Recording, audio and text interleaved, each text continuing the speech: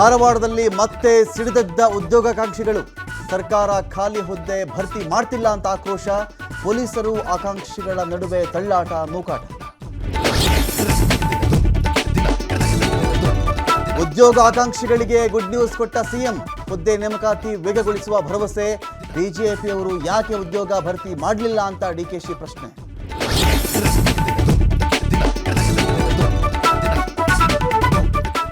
ಪರಮೇಶ್ವರ್ ಅವರದ್ದು ಹಳೆ ಕೂಲಿ, ಅದನ್ನು ಮೊದಲು ಕೊಡ್ಲಿ. ಡಿಕೆಶಿ ಅವರದ್ದು ಲೇಟೆಸ್ಟ್ ಕೂಲಿ. ಕುರ್ಚಿ ವಿಚಾರವಾಗಿ ಡಿಸಿಎಂಗೆ ಕೆಎನ್ ರಾಜಣ್ಣ ತಿರುಗೇಟು.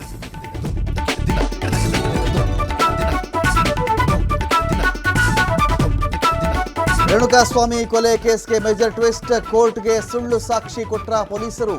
ಮಹಜರು ಸ್ಥಳದ ಟೈಲ್ಸ್ ಮ್ಯಾಚ್ ಆಗ್ತಿಲ್ಲ ಅಂತ ಕೋರ್ಟ್ಗೆ ಅರ್ಜಿ.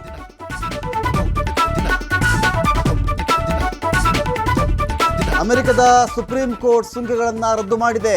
ಈಗ ನೀವು ಟ್ರಂಪ್ ಜೊತೆಗಿನ ಒಪ್ಪಂದ ರದ್ದು ಮಾಡಿ. ಪ್ರಧಾನಿ ಮೋದಿಗೆ ರಾಹುಲ್ ಗಾಂಧಿ ಸವಾಲ್.